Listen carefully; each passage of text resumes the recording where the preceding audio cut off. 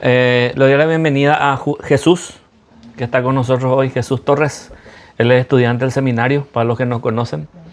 Un chico bastante bueno, bien portado. Y sus compañeros no opinan lo mismo, ¿verdad? Pero bienvenido, Jesús. Qué bueno estar aquí con nosotros.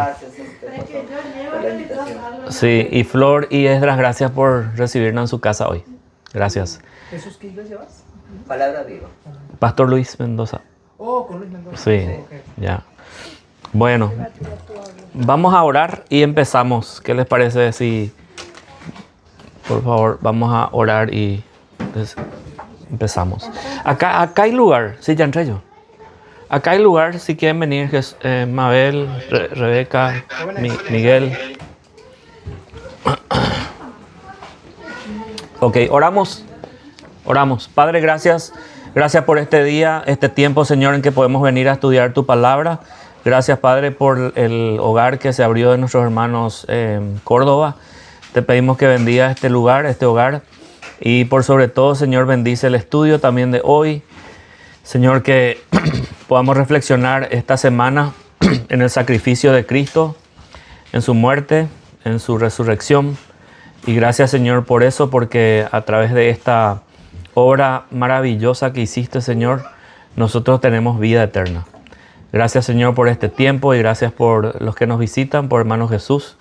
Y, Señor, por los que están en línea también y por los que no van a poder estar hoy, te pedimos tu bendición sobre sus vidas.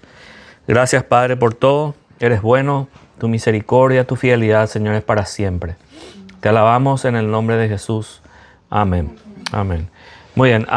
Si abren sus Biblias, por favor, en Marcos 15. Esta semana, como les dije, queremos hacer una pausa en Apocalipsis, Romanos, para respirar un poquito.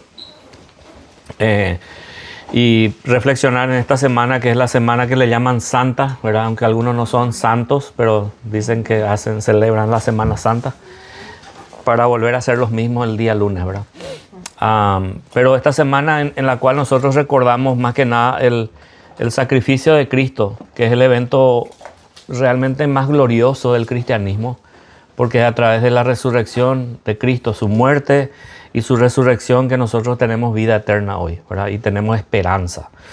Entonces, quiero que vayan a Marcos 15 y vamos a estudiar un poquito los componentes del Evangelio más que nada. Pero quiero basarme primero en este pasaje, si se van conmigo a Marcos 15, 42 al 47. En Marcos 15, 42 al 47. Llegamos a este punto, ¿verdad? De que Cristo fue entregado, Cristo fue traicionado. Cristo pasó primero en Getsemaní orando, ¿verdad? Luego fue entregado ¿por quién? Por Judas. Todos los discípulos le abandonaron. Él fue a un tribunal injusto, un tribunal ilegal, y en el cual lo llevan a la muerte, ¿verdad? Y llegamos a este punto donde hablamos de la sepultura de Jesús. Siempre hablamos de la cruz, de la muerte, la resurrección, ¿verdad? Pero nunca nos detenemos a pensar en la sepultura de Cristo. Y quiero hablar un poquito de eso hoy, ¿verdad? Porque este evento no es un evento milagroso en sí mismo, pero sí tiene mucha importancia en lo que es el Evangelio. Es un componente esencial. ¿Por qué? Porque proclama el mensaje del Evangelio, y les voy a decir después por qué. Pero vamos a leer un poquitito del 42 al 47 y dice así. Ya al atardecer, como era el día de la preparación, es decir, la víspera del día de reposo, vino José de Arimatea, miembro prominente del concilio, que también esperaba el reino de Dios, y llenándose de valor, entró a donde estaba Pilato y le pidió el cuerpo de Jesús. Pilato se sorprendió de que ya hubiera muerto, y llamando al centurión, le preguntó si ya estaba muerto. Y al comprobar esto por medio del centurión, le concedió el cuerpo a José, quien compró un lienzo de lino y bajando el cuerpo de la cruz, lo envolvió en el lienzo de lino y lo puso en un sepulcro que había sido excavado en la roca, e hizo rodar una piedra a la entrada del sepulcro. Y María Magdalena y María, la madre de José, miraban para saber dónde lo ponían. Muy bien. Hasta ahí la lectura. ¿Por qué decimos que es un componente esencial del Evangelio el tema de la sepultura de Cristo? Porque en 1 Corintios 15, y si se van ahí ahorita, ¿verdad? Marquen siempre Marcos, pero en 1 Corintios 15 hay un detalle interesante. 1 Corintios 15, 3 al 4. Dice así: porque yo les entregué en primer lugar lo mismo que recibí, que Cristo murió por nuestros pecados, conforme a las Escrituras, que fue que sepultado y que resucitó al tercer día, conforme a qué? Conforme a las Escrituras. Entonces la sepultura de Jesús tiene varios propósitos que vamos a analizar hoy. Varios propósitos dentro del Evangelio, porque es un componente del Evangelio. Primero, en primer lugar, cumple la Escritura del Antiguo Testamento. Correctamente nos volvemos a Isaías 53, cuando vemos la agonía del siervo de Dios sufriente. ¿Se acuerdan de ese relato de Isaías? Que dice Isaías 53, fue molido, ¿verdad? Y habiendo tomado que nuestra cuenta pecaminosa, dice, sobre sí mismo para que él pudiera ser traspasado, aplastado, cortado de la vida, o sea, de los seres vivientes, por aquellos a quienes realmente tenemos que recibir el golpe. Él murió en vez de nosotros, ¿verdad? Esto está en Isaías 53, 4 al 8. Sin embargo, también vemos en la profecía de Isaías que aquel que se entregó a sí mismo como ofrenda por la culpa, dice, aquel que cargó con el pecado de muchos y se derramó a sí mismo hasta la muerte, es aquel cuya, dice, se dispuso con los impíos, ¿qué cosa? Su sepultura. Vayan conmigo a Isaías 53, 9 y lean esa parte conmigo ahí. Dice, se dispuso con los impíos su sepultura, pero con el rico fue en su muerte. Y este detalle interesante porque hoy nos vamos a desglosar el pasaje de Marcos más que nada, ¿verdad? Porque José, ¿qué era? José era un hombre prominente. José de Arimatea, ¿verdad? Era un hombre que tenía mucho billete. De hecho, si ustedes se fijan, dice, llenándose de valor, dice, prominente del concilio, era un hombre prominente del concilio, entró donde estaba Pilato, le pidió el cuerpo de Jesús. Pilato se sorprendió que ya hubiera muerto. Y dice, al comprobar esto, compró un lienzo de lino, ¿verdad? El lienzo de lino y lo puso, dice, le dio vuelta a Jesús. Bueno, varios detalles de este hombre. Número uno, ¿qué era? ¿Prominente de qué? Del concilio. O sea, no era cualquier don Juan de los palotes, como se dice. Era un tipo renombrado. Número dos, miren lo que dice. ¿Se fue a dónde? A Pilato. No cualquiera entraba con Pilato. No cualquiera entraba con Pilato. O sea, tenía que tener realmente una autoridad para ir. Y lo tercero, interesante, compró algo, dice, un lienzo de lino. Eso no te podía comprar cualquier persona. Era caro. Por eso el pasaje de Isaías es clave aquí. ¿Qué dice? Con los impíos fue ¿qué? Su sepultura, pero con los ricos fue ¿qué? En su muerte. Se está refiriendo a estos hombres que realmente, o más que nada José Arimatea, que fue el que compró literalmente el cuerpo de Jesús, lo trajo y lo llevó al sepulcro. ¿Verdad? Lo que significa esto es que moriría la muerte de un delincuente, porque estaba ¿con quién? Con dos ladrones. Y entre delincuente común, él estaba también, ¿verdad?, siendo muerto. Entonces, en el Salmo 16:10, por ejemplo, se van ahí, dice, el Espíritu Santo habla a través de David, diciendo, porque tú no abandonarás mi alma en el Seol, ni permitirás que tu santo sufra corrupción. ¿Qué es lo que significa esta profecía? Esta profecía significa que habrá un momento en que Cristo va a estar en la tumba. Cristo iba a estar en la tumba, ¿verdad? Pero Dios no iba a permitir que su cuerpo se descomponga en ella. Por eso dice, no permitirás que tu santo sufra corrupción. Este Salmo 16 es un salmo mesiánico, ¿verdad? Hablando y apuntando a quién, al Mesías, al Cristo. ¿Y qué significa esto? Que no lo iba a abandonar en la tumba, significa. No iba a permitir que su cuerpo se deteriore. Y la implicación de las palabras de David son muy significativas. ¿Por qué? ¿Qué dice acá? El santo de Dios iba a morir. Eso era así. Iba a ser ¿qué? Sepultado. Pero resucitaría. Entonces el entierro de Jesús cumplió la escritura del Antiguo Testamento. Por eso dice 1 Corintios, ¿qué cosa? Conforme a las escrituras. Ese es el primer punto. El segundo lugar, ¿qué pasa con la sepultura? También cumple las palabras de Jesús sobre sí mismo en el Nuevo Testamento. En Mateo 12:40, Mateo 12:40, vayan conmigo ahí en ese pasaje. Mateo 12:40 dice: porque como estuvo Jonás en el vientre del monstruo marino 3 días y 3 noches, así estará el Hijo del Hombre 3 días y 3 noches en el corazón de la tierra. ¿Qué es lo que hace Jesús aquí en Mateo 12:40? Jesús usa un hebraísmo. Es una expresión o un modismo judío. ¿Y qué significaba esto? Que era para transmitir a los escribas y fariseos que él iba a estar ¿dónde? En la sepultura o en el corazón de la tierra durante 3 días, separado de todo, ¿verdad? Y él dijo a sus discípulos en Mateo 16, ¿qué cosa? Mateo 16:21 dice que lo iban a matar, pero que también iba a resucitar. ¿Qué momento? En el 3er día, dice. Su sepultura estaba implícita cada vez que hablaba de muerte. Cuando hablamos de muerte, por supuesto hablamos de ¿qué? De una tumba. Por ejemplo, en Mateo 17, 22-23 dice: mientras andaban juntos por Galilea, Jesús les dijo: el Hijo del Hombre va a ser entregado en manos de los hombres, lo matarán y al 3er día resucitará. Pero qué interesante lo que dice el pasaje en Mateo. Dice: y ellos se entristecieron mucho. Pero si le estaba diciendo que iba a resucitar, ¿en qué ellos se fijaron?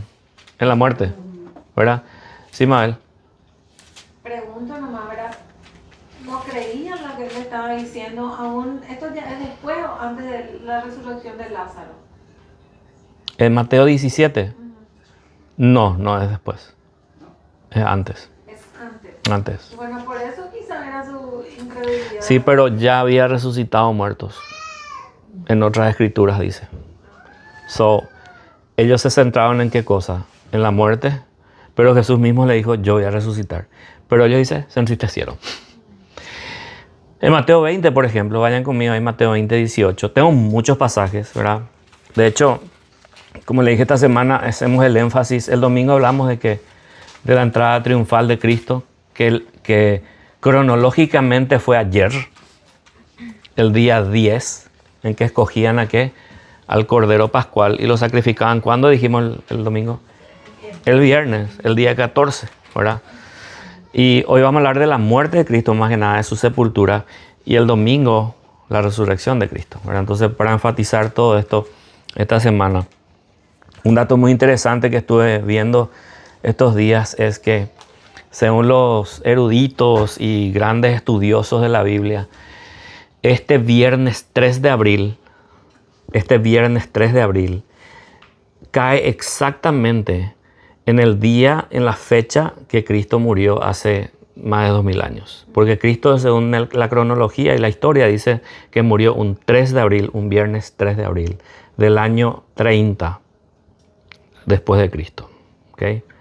Acuérdense que esos años de -3 eran porque a partir de ahí se empezó a contar, pero muchos dicen que el año 30, otros dicen el año 33. Bueno, lo importante es que Cristo murió, ¿verdad? Pero recuérdense, el viernes 3 de abril, hace más de 2000 años, Cristo moría por mí.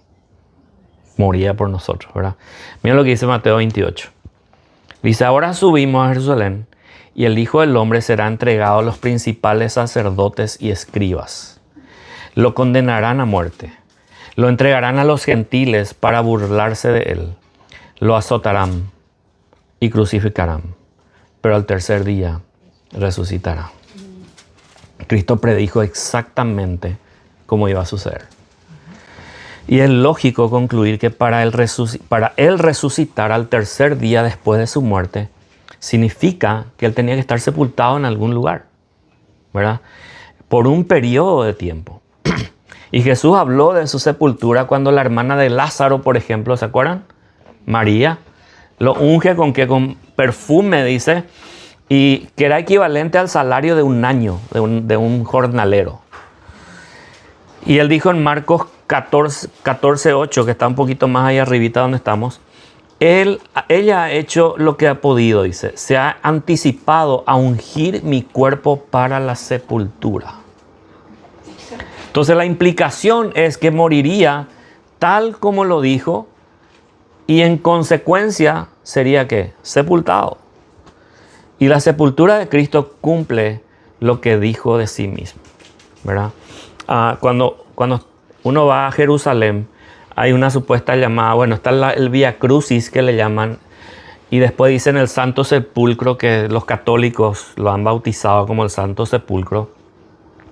De hecho, tú tienes que formar una fila larguísima para ver el Santo Sepulcro, pero ahí no es el Santo Sepulcro, es Jesús, por las razones que les voy a dar. Pero para entrar, les cuento nomás la experiencia. Tienes que entrar ahí 10 segundos porque ya te sacan, porque la fila es larguísima. Te dicen, vamos ya, suficiente, salga ya. O sea, la gente entra, se apoya, arrodilla ahí en el piso y luego sale. Es una cuevita así. Sin embargo, el lugar que los evangélicos han dicho que es el lugar del Santo Sepulcro está el Gólgota aquí, hay un jardín acá y la tumba que creen que es de Jesús está aquí.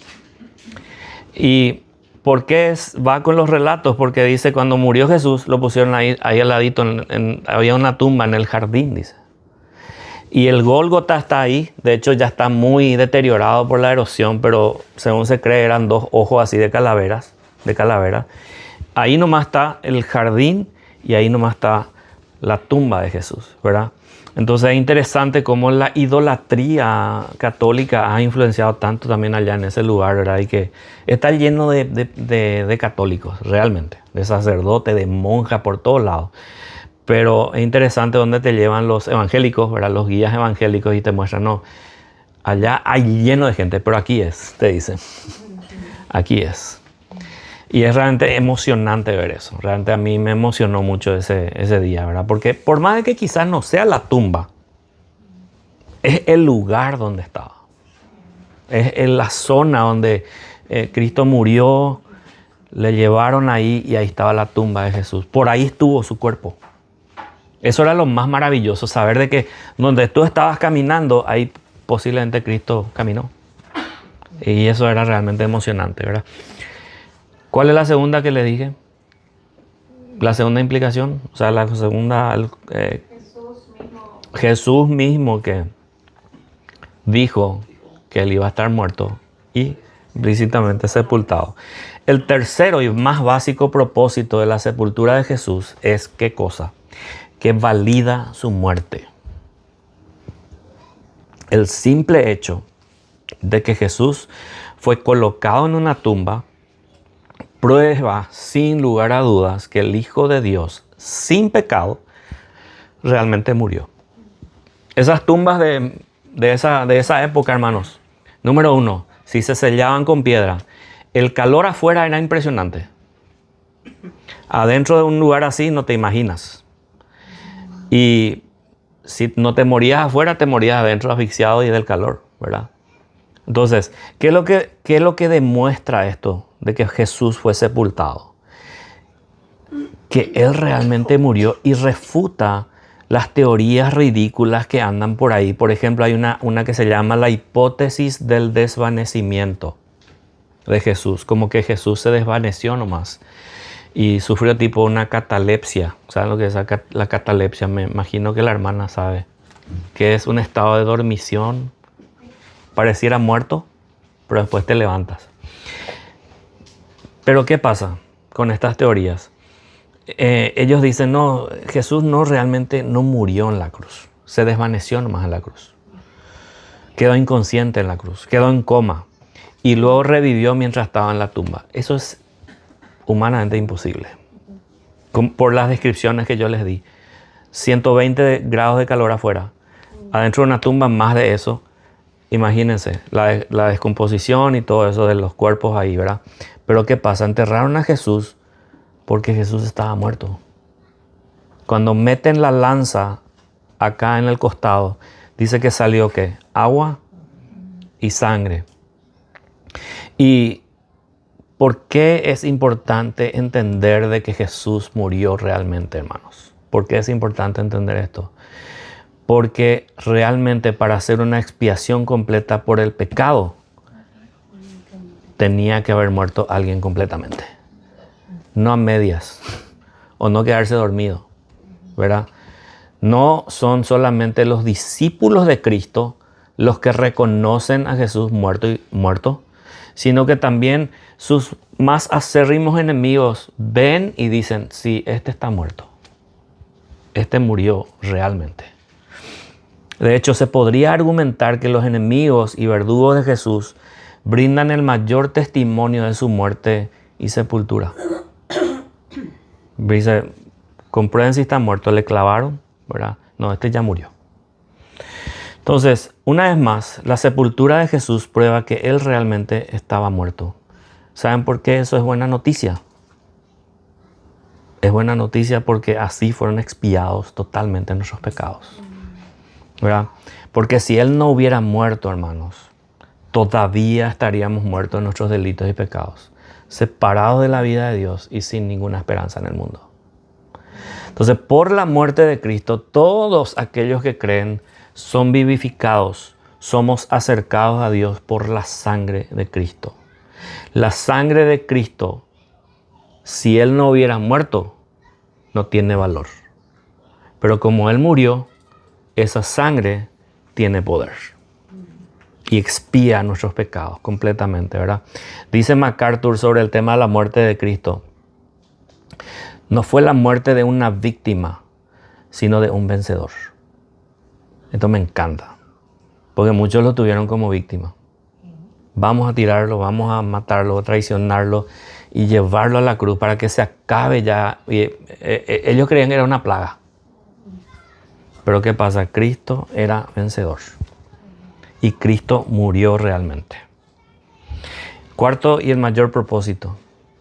El cuarto y mayor propósito de la sepultura de Jesús es que establece el fundamento a través del cual Jesús, voy a estar aquí dictando despacito para que lo anoten, establece el fundamento a través del cual Jesús se vindica a sí mismo como el Cristo. Establece el fundamento a través del cual Jesús se vindica a sí mismo como ¿quién? Como el Cristo. ¿Qué significa el Cristo? El ungido de Dios, ¿verdad? Aquel que fue cortado de la vida o de la tierra de los vivientes, a quienes realmente correspondía la muerte, eran a nosotros. Sin embargo, Él fue cortado por nosotros.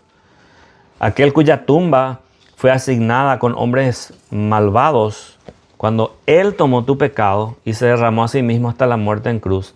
Aquel que estaba con un hombre rico en su muerte, Dios dice en Isaías 53:10, pero quiso el Señor quebrantarlo, sometiéndolo a padecimiento, cuando Él se entregue a sí mismo como ofrenda de expiación. Esto es interesante e importante. ¿Quién se entregó? No los judíos. ¿Quién se entregó? Él dice se entregó. Y esto cumple la profecía. No es que los otros lo entregaron, pero dentro del plan de Dios, la Escritura dice ¿quién se entregó? Fue Cristo mismo. Se entregó, dice, a sí mismo como ofrenda de expiación. Verá su descendencia, prolongará sus días y la voluntad del Señor en su mano prosperará. En otras palabras, aunque murió y fue sepultado, ¿qué dice la Escritura? Vivirá. La sepultura de Cristo es lo que hace que la resurrección de Cristo sea tan asombrosa. Cristo, hermanos, por su propia autoridad, dando su vida y luego por su propia autoridad, tomándola de nuevo al tercer día, como dijo Juan 10, que dice Juan 10, 17, dice, por eso el Padre me ama, porque yo doy mi vida para tomarla de nuevo. Nadie me la quita, sino que yo la doy de mi propia voluntad. Tengo autoridad para darla y tengo autoridad para tomarla de nuevo. Este mandamiento lo recibí de mi Padre. O sea, Él se entrega y Él se da vida. ¿Por qué? Porque, y esto es importante, porque Él es Dios. Él es el mismo Dios. Entonces, sí, la sepultura de Cristo es un asunto de suma importancia y es un componente crucial del Evangelio. Miren lo que dice Pedro, por ejemplo. Voy a dar dos ejemplos y quiero que con esto miren un poquito Hechos. Pedro y Pablo. Miren lo que dice Pedro en Hechos 2:22 sobre este evento. Vamos a ese pasaje, vamos a leer Hechos 2 ahora.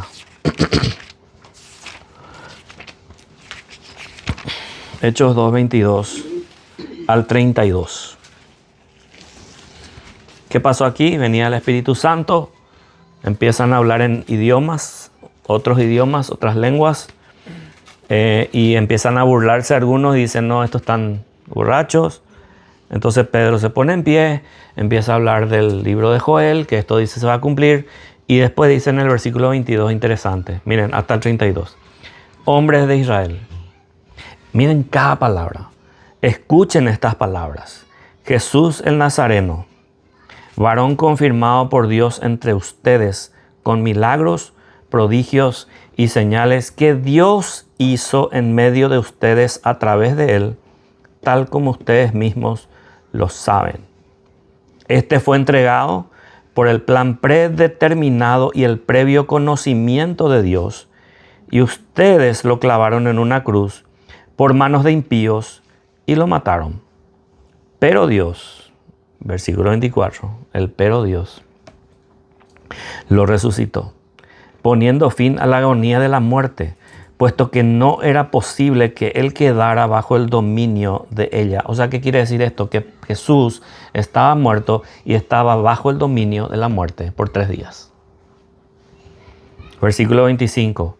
Y aquí Pedro habla de un pasaje profético, mesiánico. Dice, porque David dice de él, veía siempre al Señor en mi presencia, pues está a mi diestra para que yo no sea sacudido.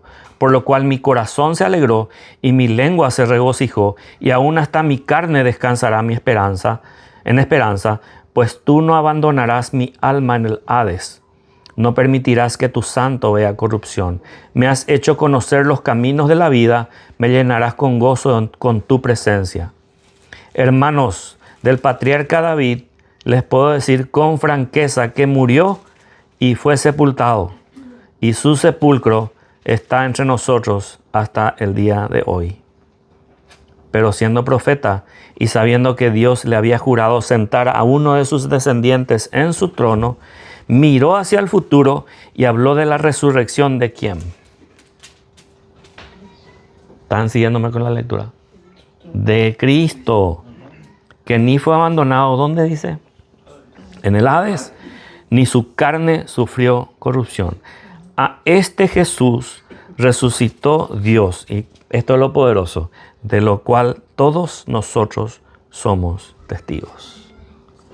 Esta es la primera predicación en cual Pedro se levanta y le dice a la gente ahí, paren muchachos, esto es lo que habla la Escritura.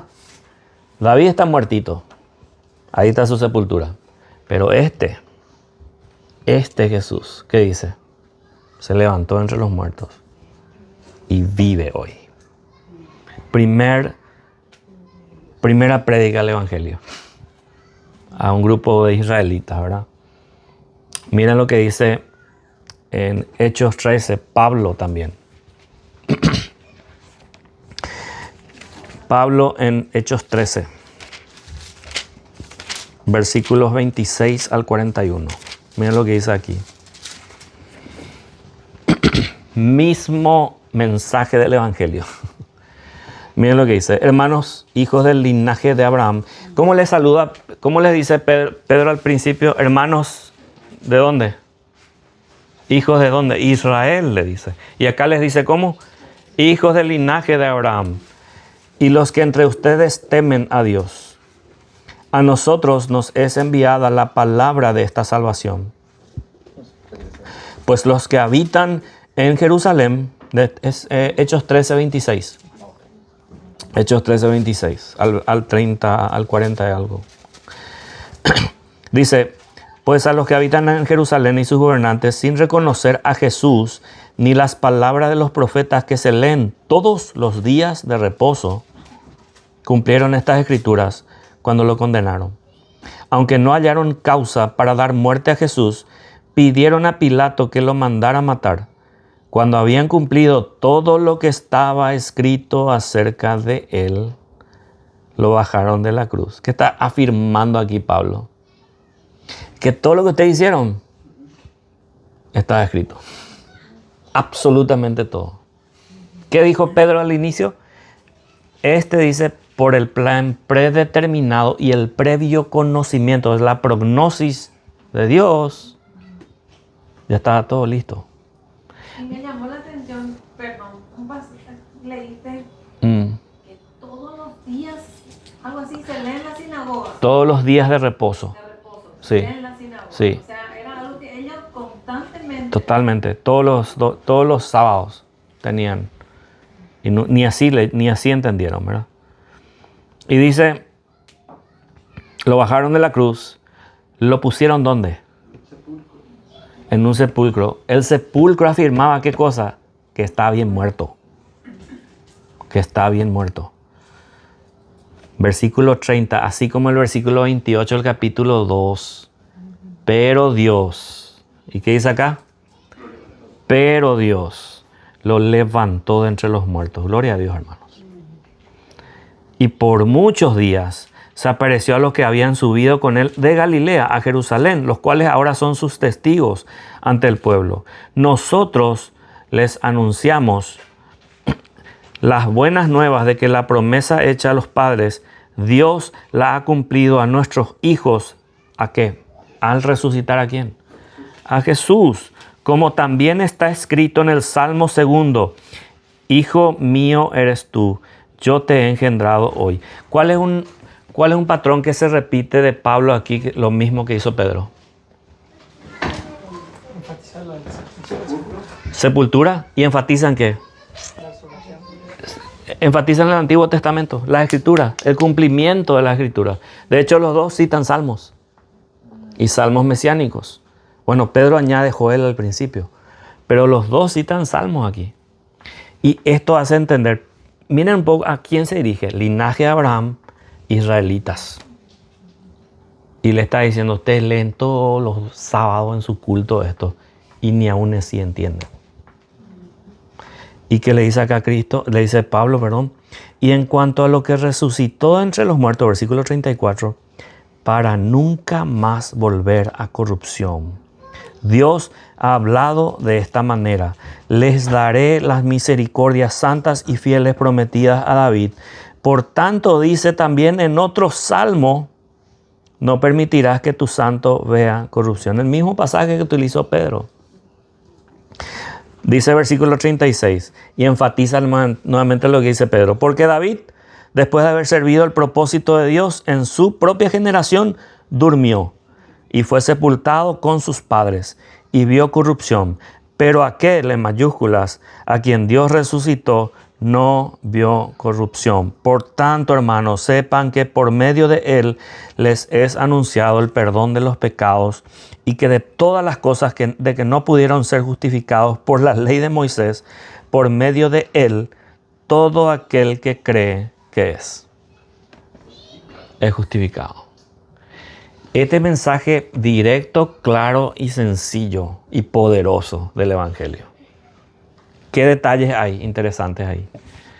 Tanto Pablo como Pedro citan las Escrituras.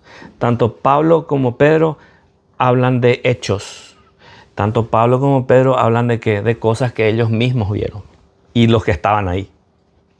Tanto Pablo como Pedro citan pasajes de ¿qué? De las Escrituras para confirmar qué cosa, de que realmente se cumplieron todas en Cristo. Todas. Hermanos, ese es el mismo evangelio que nosotros hoy predicamos. Quizás no vimos al Cristo resucitado físicamente, pero sí vimos la obra de Cristo en nuestras vidas. ¿Por qué? Porque Él resucitó. Es Dios haciendo la obra en nosotros. Entonces, vemos que la sepultura de Jesús sirve como el evento que le da grandeza a Él, venciendo la muerte. Esa tumba vacía, o sea, esa tumba fría, oscura, fría la noche, caliente la mañana, muerte, pero de esa tumba nuestro Salvador resucitó con poder. ¿Para qué?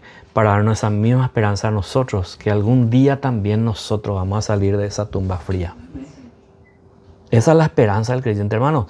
Si esto no es real, pues sigamos comiendo pupusa y, ¿verdad? Y hagamos fiestas y morimos. Pero esto es real y por eso tenemos esperanza.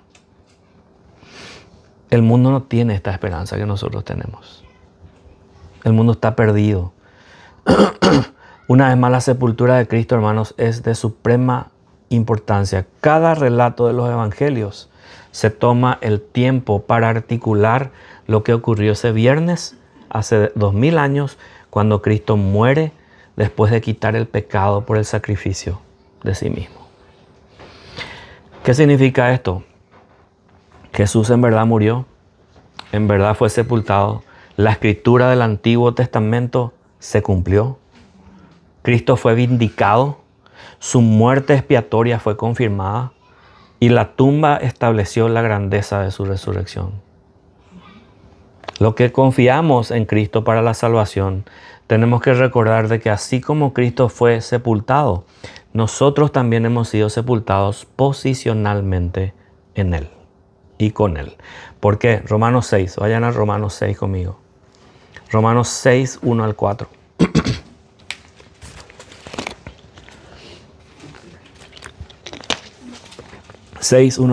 Romanos 6. Dice Pablo, ¿qué diremos entonces? ¿Continuaremos en pecado para que la gracia abunde?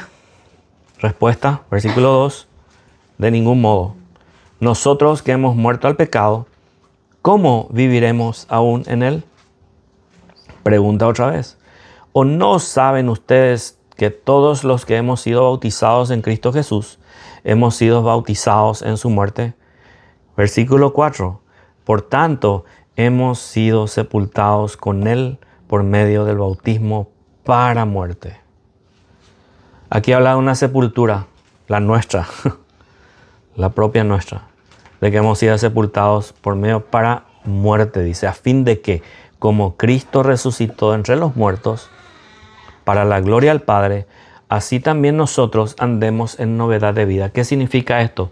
Que nosotros estábamos muertos espiritualmente, Cristo viene a nuestras vidas, mata a ese viejo hombre, ¿y qué pasa? Resucita un nuevo hombre, espiritualmente hablando, y dice que andemos en novedad de vida. Esa es la realidad del creyente hoy. Si Cristo no hubiera hecho ese sacrificio, nada de esto podía haber ocurrido.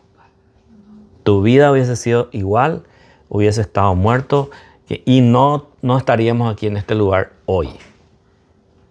La vida o lo que estamos en Cristo, por la fe, estamos unidos a Él, dice la Escritura. Nuestro viejo yo está muerto y enterrado, 6 pies bajo tierra. Vivir como el viejo hombre que una vez fuimos equivale a desenterrar un cadáver en descomposición y pretender que tiene belleza y vida. Eso es imposible.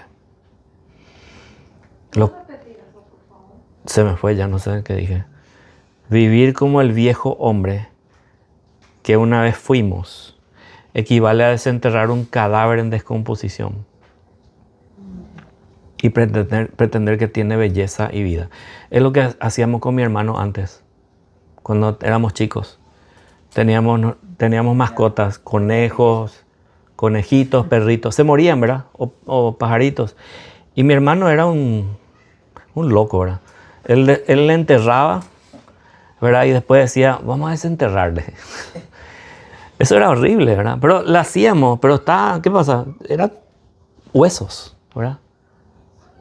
Es lo mismo que hacemos, ¿verdad? El hecho de vivir como el viejo hombre, ¿verdad? Entonces nosotros vivimos en novedad de vida hoy, ya no más como el viejo hombre.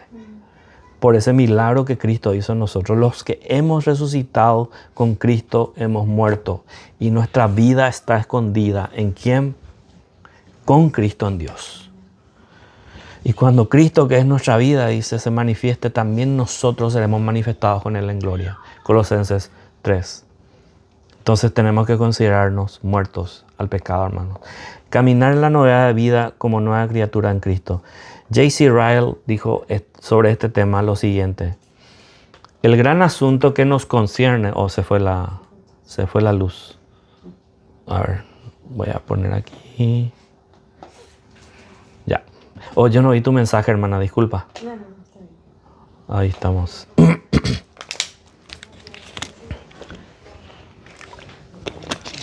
Bueno, J.C. Ryle dijo lo siguiente sobre el tema de la sepultura de Cristo. Dice, el gran asunto que nos concierne a todos es asegurarnos de que estamos espiritualmente sepultados con Cristo mientras todavía estamos vivos.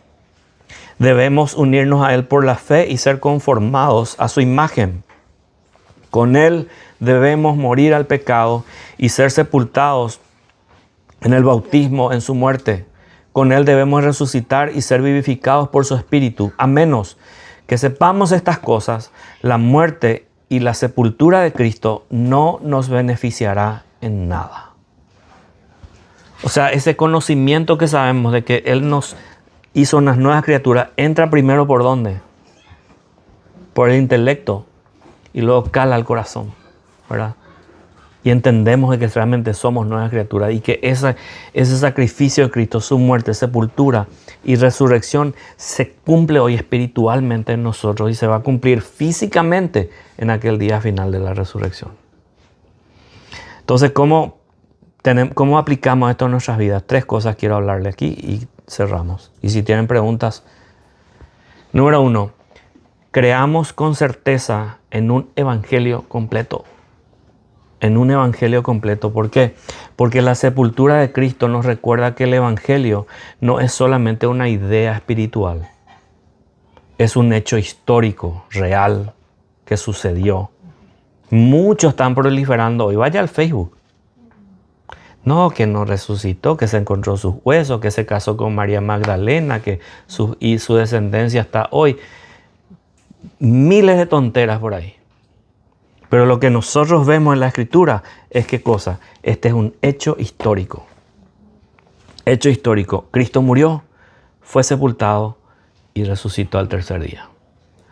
No reduzcamos el evangelio a sentimientos o experiencias, aunque fue una experiencia para nosotros. Pero tenemos que afirmar nuestra fe en hechos objetivos. Prediquemos, vivamos un evangelio completo, no parcial. Si Cristo realmente murió y fue sepultado, entonces nuestra salvación, hermanos, no descansa en emociones. Descansa en una obra culminada. Por eso Cristo dijo, consumado es en la cruz. Es la última palabra. Consumado es, se acabó, murió y resucitó. Cristo no se fue a hacer nada más ahí en el infierno, a traerle a los santos el antiguo o proclamarle a los demonios. No. Cristo en la cruz dijo, consumado es, no hay más nada que hacer. ¿Y después qué pasó? Fue sometido al dominio de la muerte y resucita al tercer día. Y ahí vence. Eso es todo lo que sucedió. Consumado es. Es una obra terminada. Tú no tienes que hacer más nada. Cristo no hizo más nada entre su muerte y su resurrección. Él murió realmente y resucitó realmente. Fue sepultado realmente. Segundo, vive como alguien que ya murió al pecado. Vivamos como que ya estamos muertos al pecado. El texto conecta la sepultura de Cristo con nuestra unión con Él en Romanos 6. Si hemos sido sepultados con Cristo, nuestro viejo yo no puede más definir nuestra vida. Tú no puedes definir tu vida por tu viejo hombre. Porque mucha gente dice así, se excusa y dice, no, mi abuelo luego era así, o mi mamá era así, y por eso yo soy así. No, si Dios hizo una obra nueva en tu vida, tú puedes cambiar eso. No, que la cuarta generación, la maldición y toda esa tontera que te dicen hoy en día. No, no, no. En Cristo es cortado todo eso. Eres nueva criatura. Entonces no vivamos o dejemos de vivir realmente como si fuera que la persona que eras antes. Ya no eres esa persona. Volver al pecado es como desenterrar, le dije, un cadáver. Es absurdo, es contrario a tu nueva identidad. Entonces, cada día tenemos que recordarnos esto. Estamos muertos al pecado, estamos vivos para Dios y somos nueva criatura en Cristo. Muerto al pecado, vivo para con Dios y nueva criatura en Cristo. Y tercero, descansa en la seguridad de la obra de Cristo. Dije hace rato, la sepultura valida la muerte de Jesús. De hecho, ¿qué pasó? Este es un detalle que me olvidé. ¿Qué pasó en la piedra? Cuando ponen la piedra en la tumba. ¿Ah? No, ¿qué pasó cuando murió? Lo pusieron ahí adentro, pusieron la piedra y ¿qué tenían que hacer los? Poner un sello ahí. ¡Pah! ¿Un sello de qué? Era prácticamente el certificado de defunción. Sí, esta persona murió. Entonces, esa sepultura valida su muerte. Pero ¿saben qué? Su muerte asegura que la expiación fue completa. No queda más nada por pagar, hermano. Por eso es que el catolicismo es una herejía. Por eso es que los testigos de Jehová predican herejía, mormones. Todas esas sectas son heréticas y blasfemas. Y sí, el catolicismo. Ah, pastor, no, es así. Los católicos son herejes. Porque cada misa sacrifican de nuevo a Cristo. Y eso es wow. Es una... Acumulan ira para el día de la ira. Es literal. Entonces, dejemos de vivir con culpa constante como si tuviéramos que añadir algo a la obra de Cristo. Tú no tienes que añadir más nada. Tu perdón no depende de tu desempeño, sino de una tumba ocupada y luego vacía. Y esto tiene que producirnos paz con Dios, seguridad eterna, gozo en la salvación. Entonces, como conclusión, la sepultura de Cristo no es un detalle secundario del Evangelio. Muchos lo pasamos así. Hay otro detalle también, la ascensión de Cristo. Lo pasamos así nomás, ¿verdad? No, son puntos claves del Evangelio. La vida de Cristo, el nacimiento virginal de Cristo, su muerte vicaria, su sepultura y su resurrección, ¿verdad? Son detalles, su ascensión, su segunda venida, son detalles y no detalles, sino que son conceptos firmes del Evangelio, ¿verdad? Entonces, no es un detalle secundario, es la confirmación de que Cristo verdaderamente murió y el fundamento que hace que la resurrección sea gloriosa. Entonces, un Cristo que fue sepultado es un Cristo que realmente murió. No es que se desvaneció, durmió, estuvo en coma. Rechacemos esas herejías. Van a escuchar mucho en estos días de eso. Y ahora más, porque más está aumentando la tecnología y con el aumento de la tecnología aumentan las tonteras. Y así es. Entonces, y un Cristo que realmente murió es un Salvador que es suficiente para nosotros. Pero esta verdad no es solo para ser creída, sino para ser vivida también. Yo creo, pero yo vivo de acuerdo a eso que yo creo. Si estamos en Cristo, ya hemos muerto. Si estamos en Cristo, nuestra vida está escondida con Cristo. Y nuestro destino, ¿qué es? Dice la Escritura. Porque Cristo resucitó. ¿Qué va a pasar con nosotros? ¿Te vas a quedar en la tumba? No. Tenemos esperanza de resurrección. Hermanos, Cristo murió, fue sepultado, pero no se quedó allí. Y nosotros, unidos a Él, tampoco vamos a vivir como alguien muerto, sino como alguien que ha sido transformado para siempre. Mira tu vida antes, cómo eras. Yo sé, algunos quizás no tenemos un testimonio. Yo no era asesino, ¿verdad? Quizás algunos crecimos en la iglesia, como fue mi caso. Ay, perdón, le pegué acá, ¿verdad? Pero sí o sí hay una historia de vida detrás de cada uno de nosotros. Y saben que así como el asesino o Hitler y tú que naciste en la iglesia, todos éramos pecadores. Todos merecíamos ¿qué? La muerte. Todos estábamos bajo condenación. Pero Dios,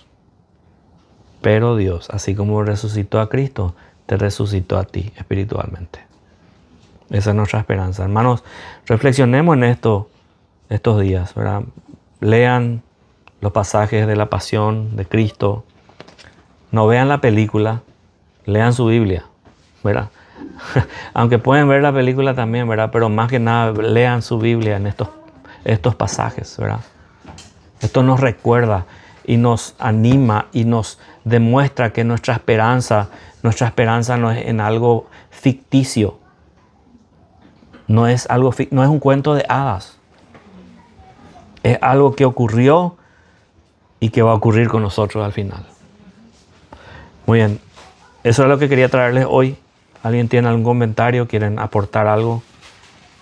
No quiero hablar solamente yo, aunque ya hablé todo yo, ¿verdad? Pero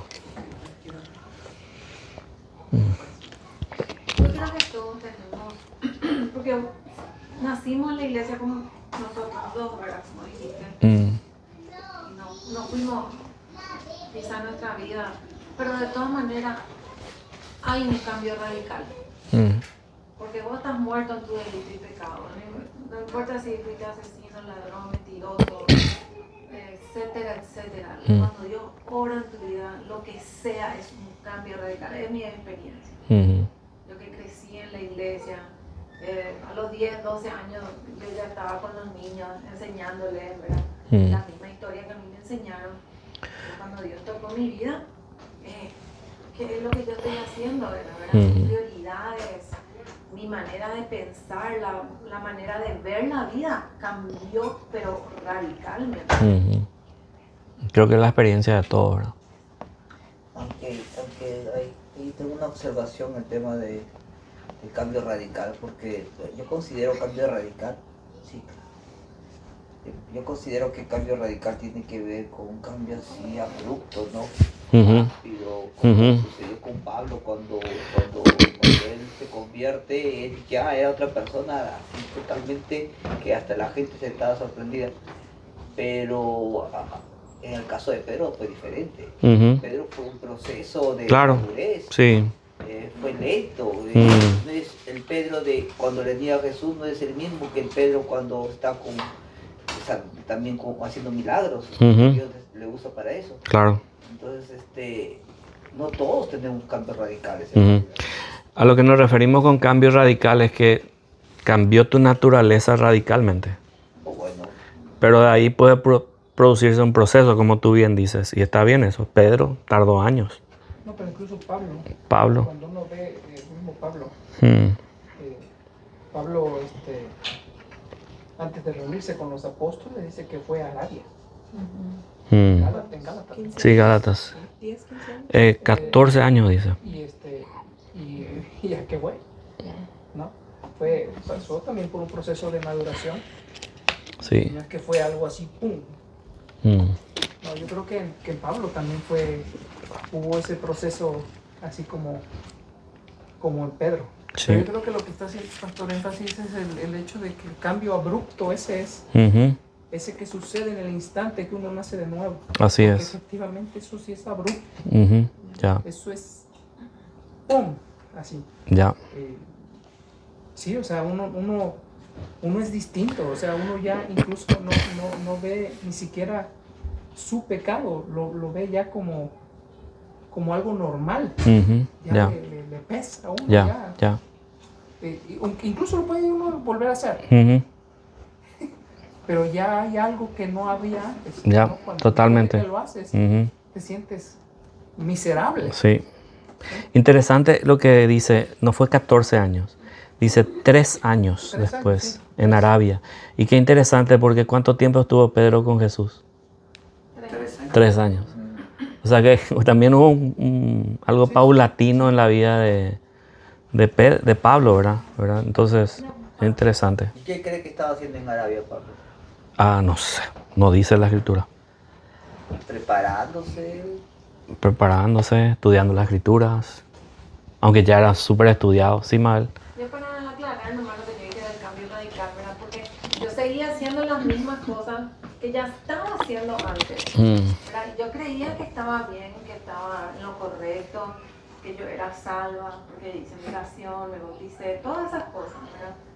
Pero yo estoy hablando de un cambio radical porque mi mente cambió, mis prioridades cambiaron, mis conversaciones, las cosas que yo quería.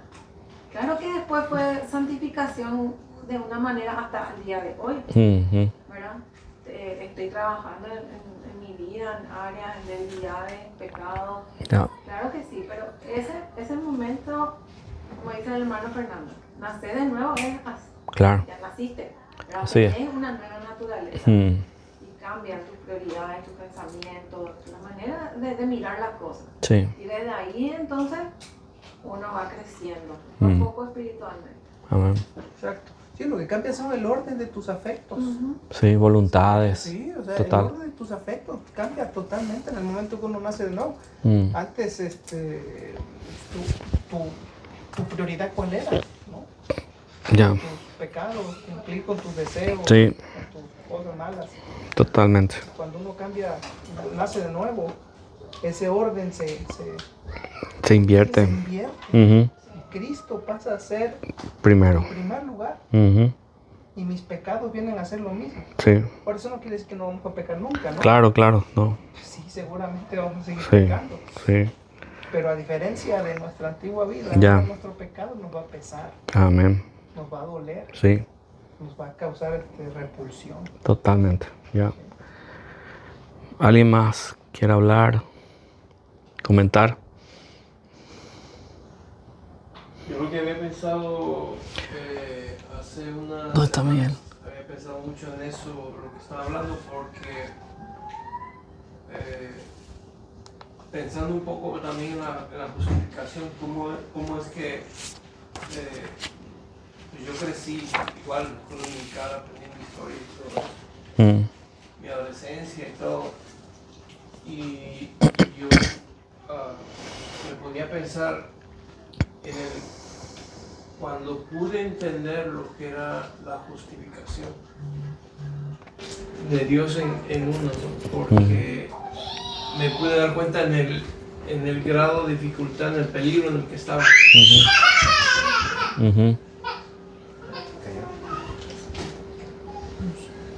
Porque pensaba exactamente eso. Ya. Nunca fui asesino, nunca fui un drogadicto, nunca fui un ratero. Ya. Sin embargo, cuando entendí lo que la justificación de Dios significaba, pude darme cuenta hasta ese momento en el peligro en el que me encontraba, o en el que había yo estado. Porque al igual que cualquier otro pecador, yo estaba a la orilla del abismo.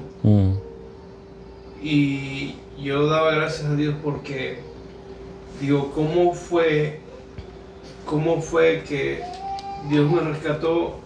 Yo no puedo decir una fecha en particular. Yo no puedo decir, este día cambió todo para mí. Para mí fue un proceso, pero al mismo tiempo fue entender que de la misma manera que un asesino, que un drogadicto, lo peor que podamos mencionar moralmente hablando, estaba en la misma condición delante de Dios y estaban en la misma situación de peligro que cualquier otra persona. Yo daba gracias a Dios por eso, porque digo, aún pensando yo que por esa condición o por ese estilo de vida, pues yo me sentía bien. Ya. Pero no podía entender la gravedad en la cual yo estaba. Totalmente. Hasta que pude entender que solamente a través de Cristo y su justificación podía ser salvo de ese abismo, ¿no? Para mí, no sé, para mí fue darle gracias a Dios porque, bueno, yo me hice ese cuadro en mi mente. Podía entender y darle gracias a Dios porque de alguna manera, en algún momento Dios me hizo entender Ya. que no importaba mi moralidad, importaba que Cristo fuera mi justificación. Amén. Amén. Gracias, Miguel. Ya. Y bueno, y gracias a Dios por ese cambio en nuestras vidas, ¿verdad? Radical, pero paulatino a la vez en el proceso de santificación, ¿verdad? Y bueno, damos gracias a Dios por al recordar esta semana el sacrificio de Cristo, ¿verdad? Creo que para mí es la más gloriosa semana para el creyente, ¿verdad? Recordar a Cristo resucitado, ¿verdad? Y poder entender que fue a través de ese sacrificio que tenemos hoy vida. Y nuestra vida tiene sentido hoy y propósito, ¿verdad? Cosa que antes no tenía. Muy bien. ¿Alguien más? Y oramos. ¿Estamos bien? Bueno. Oramos entonces, hermanos, y vamos a presentar los motivos al Señor. ¿Quién me puede prestar bolígrafo?